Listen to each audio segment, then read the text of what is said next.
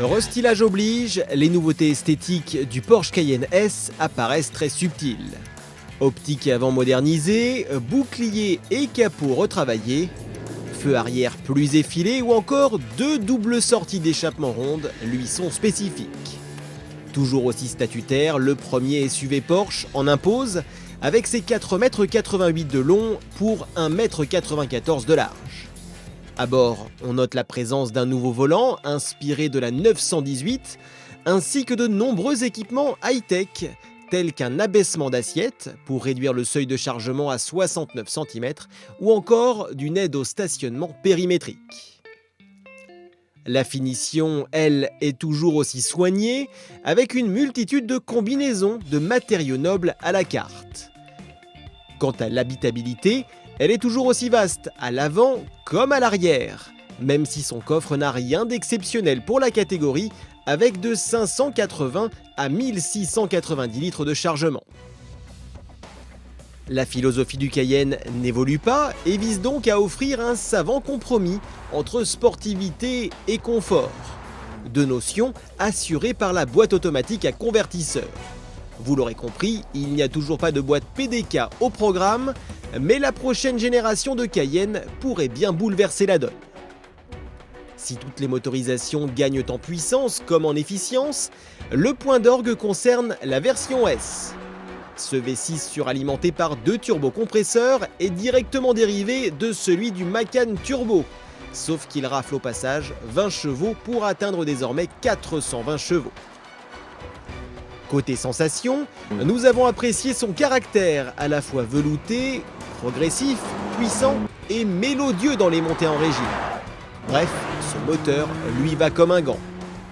Pour autant, il reste tributaire de son poids et la suspension pneumatique proposée en option n'est pas de trop pour affiner la précision de son train avant. Pour se rappeler des capacités tout-terrain du Cayenne, nous sommes allés lui dégourdir les roues sur des pistes plus ou moins chaotiques. Grâce à son mode off-road, le SUV Porsche cultive une aisance déconcertante malgré l'absence de réducteur. Son système de traction permet de verrouiller à la demande le différentiel central et l'essieu arrière pour les franchissements délicats.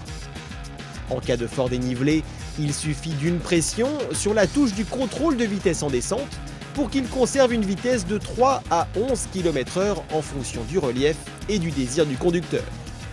Bien sûr, cette utilisation extrême peut paraître incongrue vu le prix de l'engin, mais le fait de savoir qu'il en est capable apporte toujours satisfaction.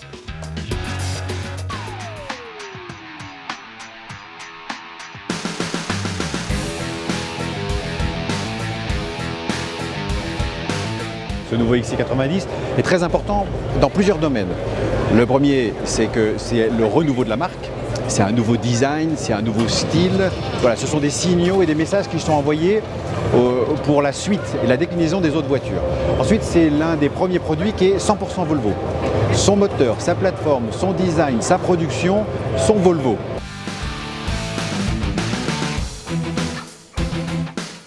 C'est le vaisseau amiral, donc derrière ça incarne tout ce qui est autour de la sécurité, active, passive. Trois grands messages forts, derrière ce grand chapeau, en 2020, au volant d'une Volvo, il n'y aura plus d'accidentés, plus de morts, que vous soyez au volant, que vous soyez à l'extérieur, qui est une promesse très forte.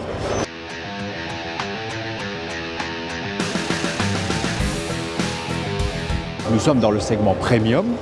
Nous voulons insister en disant que c'est notre territoire de chasse. Le prix, l'ensemble de la gamme est annoncé aujourd'hui. C'est une gamme qui démarre à partir de 49 900 € pour une très belle voiture. Si on doit la situer par rapport à son segment de concurrence, elle est exactement positionnée par rapport à ses concurrents. Ça veut dire qu'elle est dans le prix du haut de gamme et des SUV de nos concurrents de la marque allemande.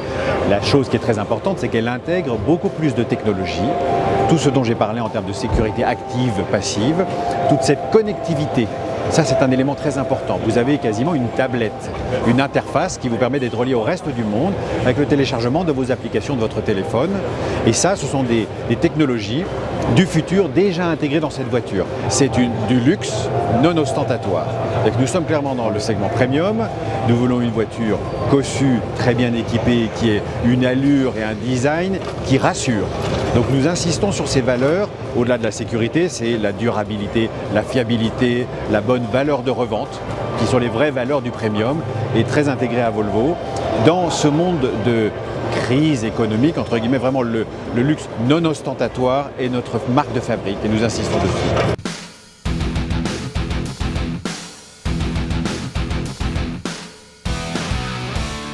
Alors le stand, bien sûr, c'est le clou de ce mondial. Il est construit d'une manière très spéciale, pour choquer un petit peu, mais pour que nous parlions aussi exclusivement de ce XC90 qui est le renouveau de la marque. Donc il y a sur notre stand une seule voiture tout au long de la quinzaine, ce qui ne s'est jamais vu et ce que nos concurrents ne font pas, dans un monde très suédois. Une ambiance très suédoise, des matériaux suédois avec de l'espace, on y respire bien, il y a vraiment une émotion que nous voulons véhiculer parce que cette signature fabriquée en Suède, made in Sweden, sur ce vaisseau amiral est très important et nous voulons que 100% de l'esprit soit concentré en ce moment sur ce renouveau de la marque, sur ce XC90. Donc tous les matériaux, toute l'ambiance, l'espace, ça signifie ça, la Suède et Volvo.